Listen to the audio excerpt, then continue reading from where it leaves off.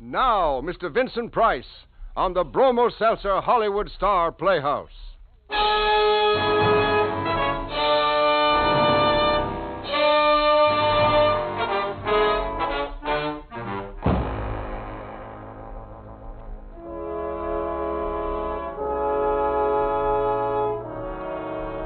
Bromo Seltzer presents Hollywood Star Playhouse. Tales of suspense, thrills, adventure by Hollywood's finest writers with Hollywood's top stars. Portions of this program are transcribed. Crime paid, and paid exceedingly well for Bart Willard. But he was no ordinary crook. He was a virtuoso. Tonight, Mr. Vincent Price will take you on an amazing adventure in crime as he portrays for you the incomparable Bart Willard in Calculated Risk.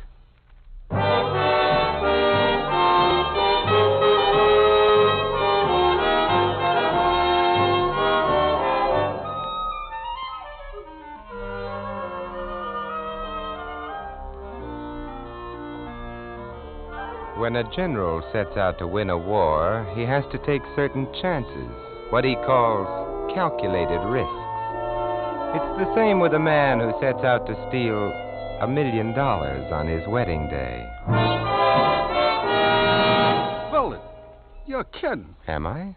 Hold up the Hyperion payroll service? Why, it's never been done. It's never been tried. Yeah, and you know why. That place is built like a fort. It'd take an army to get inside It will take two men, Ames. Reading from left to right, us. You and me hold up the Hyperion payroll service? You've been bumped on the head lately? I never get bumped on the head or anywhere else because I use my head to plan things. Plan them so carefully, so thoroughly, so accurately that I've never yet pulled a job that ended in complications. Yeah, but a job like this? Then your answer is no? Well, how'd you ever happen to pick me out, Willard? Because you're an A1 electrician. What's my being an electrician got to do with it? I don't think we ought to go into that unless and until you make up your mind that you want in on the $1 million. Million? Even a Hyperion never has that much on hand. It will have on the 31st. A nice round million in cash. $1 million smackers. What kind of split? Well, when a man is dividing $1 million, he can afford to be generous. How about 50-50? 500,000. It's crazy, Willard. Craziest thing I ever heard of. But you might get away with it. What do you mean, might? Okay, count me in. Good. Now then, Ames, you're never to come to see me. You're never to so much as call me. I'll contact you at my own discretion. You got that? Hey, well, wait a minute. Yes? You haven't told me yet why you need an electrician. Why, to set off the burglar alarm at the Hyperion payroll service. To set off the... What?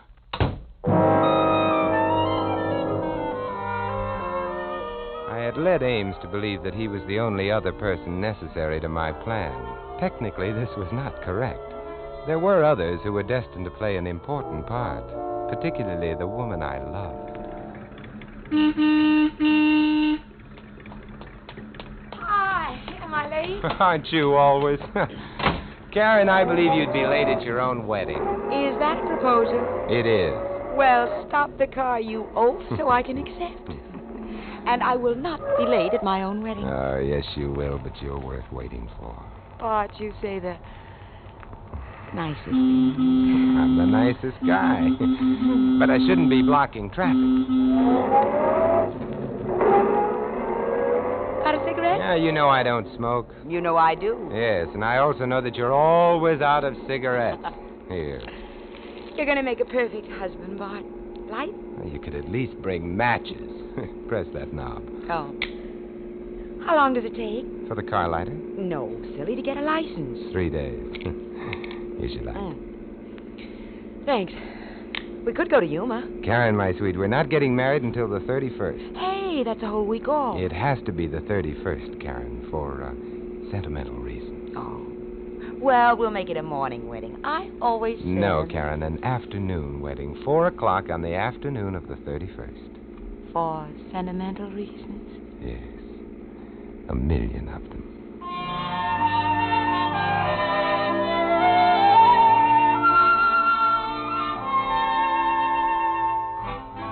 I didn't really intend for the wedding ceremony to be held at 4 o'clock on the afternoon of the 31st. 4 o'clock was when I would be robbing the Hyperion payroll service of $1 million. That seeming discrepancy was one of my calculated risks. Just one of them.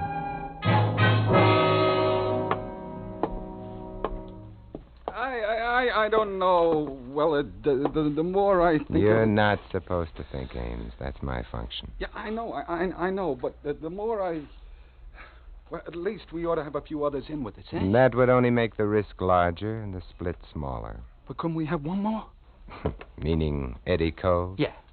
Eddie's pulled some big jobs, and now that he's out of stir again... Yeah, he'll be the number one suspect. What? Ames, when a man who has pulled some big jobs returns to the scene of his operations, the police are bound to think of him first when a project like ours unfolds. Hey, that's right. We better forget about Eddie. Not entirely. Well, what do you mean by that? Ames, you're simply going to have to leave details to me. Now, let's review the modus operandi. Oh, you and your college education. Well, first of all, I got to set off that burglar alarm. At precisely 3:30. Now, that part should be simple enough for you. Yeah, that part, but what... 1 point at a time. Now, after the excitement at the Hyperion payroll service has died down over the false alarm, a call will go out to the burglar alarm company. Result? 2 electricians will be dispatched to repair the system at the Hyperion. These 2 electricians will be wearing overalls with the company insignia and will be carrying company identification cards. Identification cards? I didn't even think of that. I did. And I already have reasonable facsimiles of such cards bearing reasonable facsimiles of our faces as they will be made up for that occasion. Makeup, eh? No way you're wearing masks? Masks, my dear Ames, are old-fashioned, obsolete, archaic. Such techniques are for amateurs. Well... And for the professional, the man who makes an art of his trade, there are ways to change the color of one's eyes, the tilt of one's nose. Don't worry, our makeup will be most effective. Yeah, well... let's see, where were we? With the 2 electricians. Now then, as they drive out of the company garage, they will be unaware of the fact that I'm hiding in the back of their panel truck. But as they cut through the park en route to the Hyperion plant, I shall reveal myself and take over. Well, what are you going to do with them 2? Don't be squeamish. Oh... You don't stop at nothing, do you? Not at anything I consider necessary.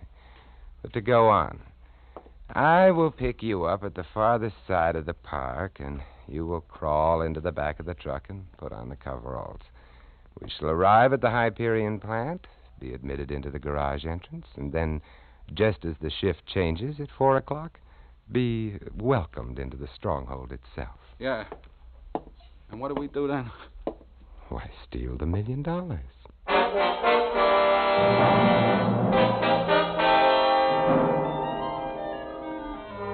I was incredibly busy during those last few days, but I managed to be seen frequently in public with Karen, and even on one occasion to join her in dining with her next of kin, Uncle John. To everyone but Karen, and now me, of course, Uncle John was known as Captain Dorsey, head of the robbery detail at police headquarters.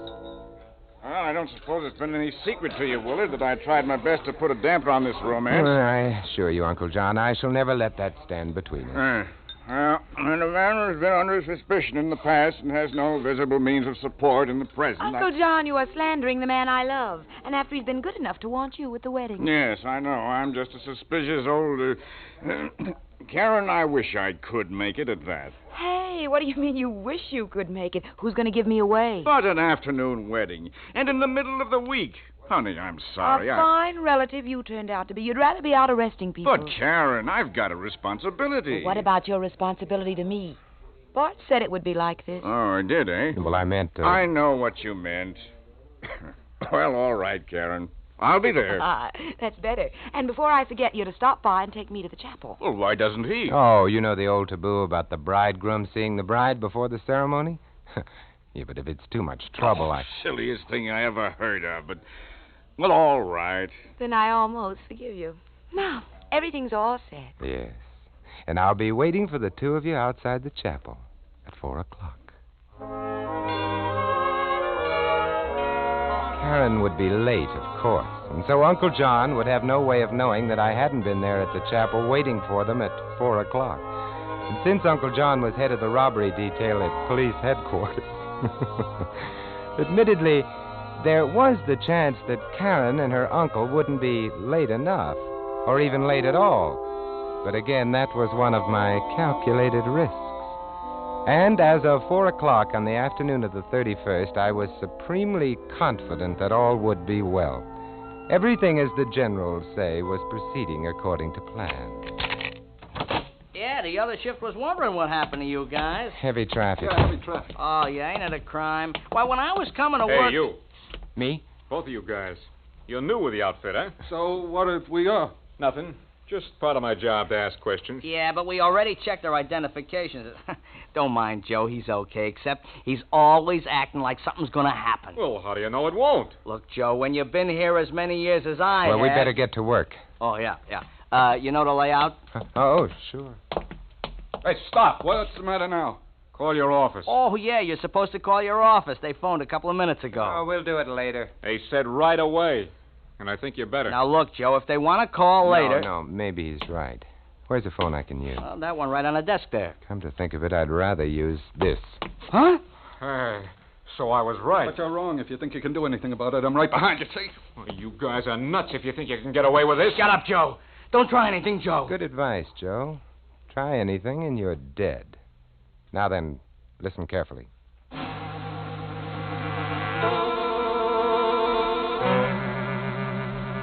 rest was elemental. When two men have guns in their backs, they cooperate, and so do their fellow workers. In a gratifyingly short time, the money was out of the vault, and the men assigned to guard it were in. Total elapsed time for the $1 million robbery of the Hyperion Payroll Service? 11 minutes. Not so fast, Ames. It wouldn't do to get a ticket now for speeding. Okay. You're almost done back there. Almost. Hey, Willard, now that the job's finished, what was that crack you made the first time we talked? You know about Eddie Cove? Oh, I contrived to have him off on a wild goose chase this afternoon. What for? Obviously, so that he won't have an alibi when he's accused of the Hyperion job. No. You don't stop at nothing, do you? As you've remarked before. Oh. Behold, the bridegroom emerges. Yeah, all up for your wedding. Well, when do we divvy up? That's a timely question. Hey, look, turn into this clump of trees. Hey, isn't that your car parked over there? Correct. Pull up beside it. Now, Ames, comes the final reckoning. Yeah, 500 G's. I'm already 18 minutes late for my wedding. I have to rush this. Yeah, well... Remember, Ames, my saying that the fewer who knew about this job, the greater the split and the smaller the risk? Well, it's only... No, well... No. You wasn't... I don't stop at anything, remember? Sorry, Ames. It's a risk you should have calculated.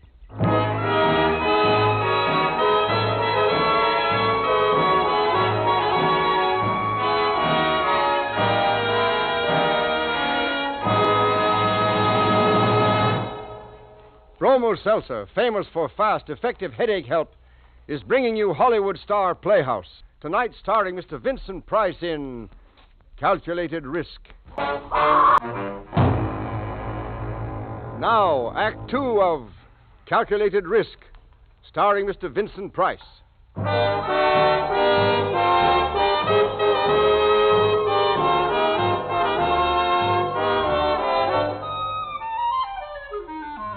Putting a bullet into my associate Ames was one of the least palatable aspects of the $1 million robbery of the Hyperion Payroll Service. But now that this was done, everything was taken care of. If only Karen and Uncle John were late enough for the wedding. I stopped at the first drugstore and phoned Karen's apartment. The time, 4:23.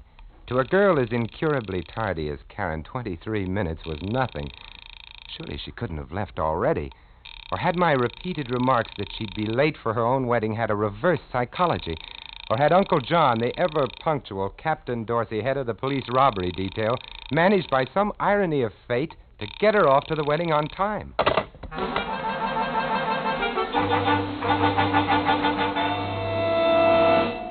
As I drove up, they weren't waiting outside the chapel, nor was Uncle John's car in the lot reserved for wedding parties. It could only mean that they had given up waiting for me, probably been calling my apartment from 4 o'clock on, and then left with Karen in tears and Uncle John in high dudgeon. Now I was totally devoid of any kind of alibi. And as soon as Uncle John delved into the Hyperion holdup, I was inside the chapel, about to press the little bell that would summon the minister from the rectory, when panic seized me. What was I waiting for? The $1 million was in the luggage compartment of my car. The thing to do was jump into that car and head for a hideout. Yes, that was it. Bart Willard. Karen. Where do you think you're going? Oh, well, How many times have you told me I'd be late for my wedding? Well, I just couldn't start our marriage off by making you out a liar. But I called your apartment and no one answered. Something happened on the way? Certainly did. You know Karen. As if it wasn't bad enough that we were late getting started, what does she do but run out of cigarettes? Of course. And by the time I parked, went into a drugstore... You knew I was this way when you fell in love with me, Bart. Now, don't tell me you'd want to change me. My sweet. Not for $1 million.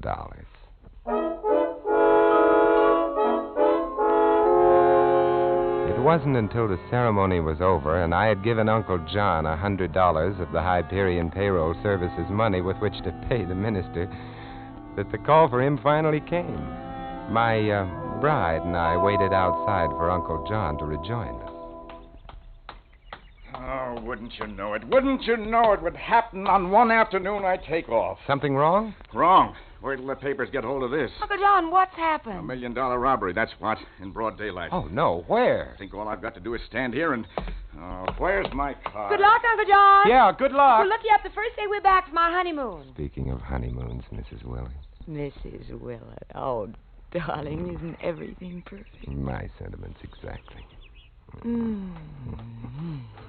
Willard, stop kissing my niece and open the luggage compartment of your car. Huh? You heard me. Open the luggage compartment of your car. But, Uncle John, I... Stop calling me Uncle John. I'm Captain Dorsey of the robbery detail, and don't you forget it. I assure you I haven't for a moment. Well, are you going to open the luggage compartment of your car? Uncle John, you're being simply awful. All you have to do is tell Bart why. I've got a flat tire, that's why. And my tire jack is broken. Captain, the most amazing coincidence. My tire jack won't work either. Oh, no. Why don't you just hop into a cab? Cab, nothing. I'm taking your car.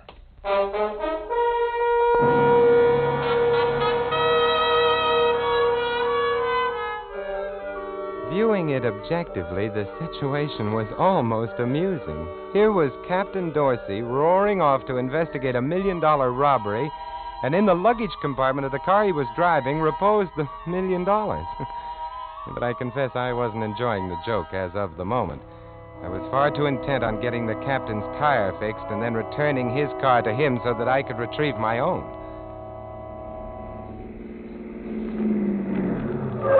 What is this place, Bart? Oh, you know, the outfit that was robbed. Hyperion Payroll Service, I think they call it. They said at headquarters we'd find Uncle John here. Oh, look, there's your car. Yeah. Now, why don't you run inside and give Uncle John his keys and get mine, huh? I'm going to get even with Uncle John for being such a meanie on my wedding day. You go.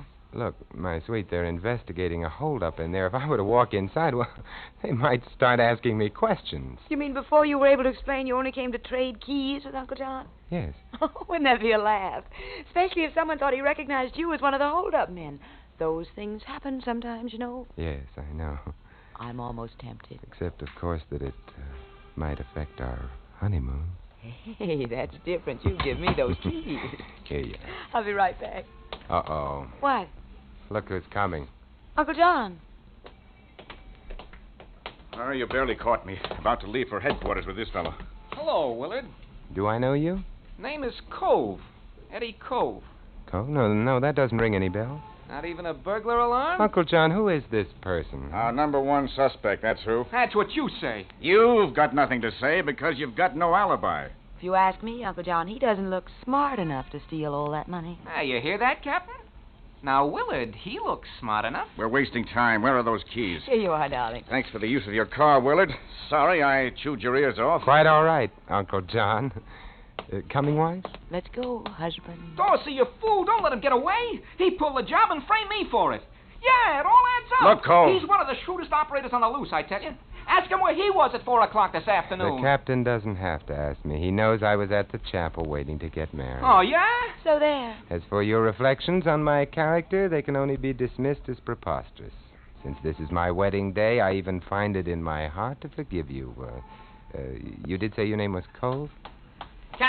Captain Dorsey. Well, Sergeant? They found the other guy. What other guy? They pulled a job. Ames, remember him? Where? In the park with a bullet in him. But he's still breathing.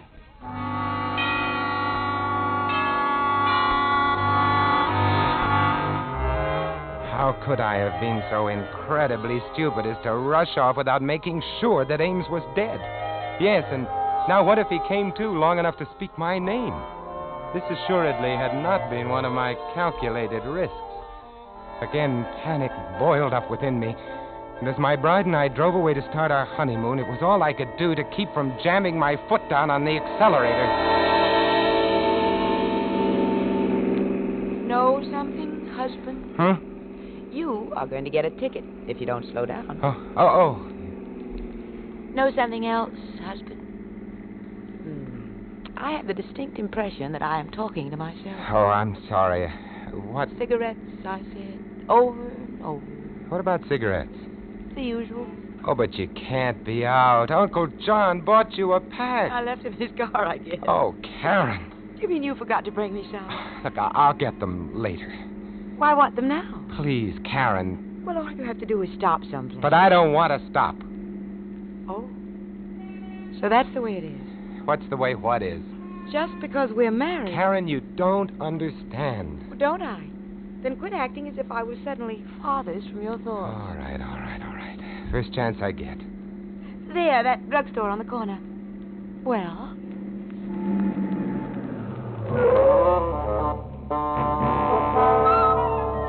It was as I was coming out of the drugstore with a carton of cigarettes under my arm that I saw the police car. It pulled up to the curb. 2 officers got out. Faintly, I could hear their two-way radio. And it wasn't hard for me to imagine what it was saying. Ames had talked. So it was all over now, unless... That's when I started shooting. Bart! The only way, Karen, the only way. Look out!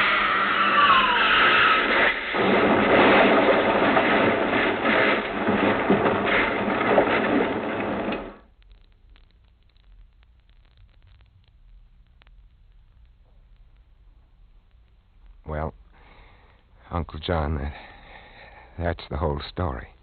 No, Willard. Not the whole story. You mean about Karen? What? Can't you guess? No. And another thing. You didn't calculate the biggest risk of all. The risk of losing your head. Oh? That radio car. The only reason it stopped was because you were in a no parking zone. Then... But Ames... He died without ever regaining consciousness.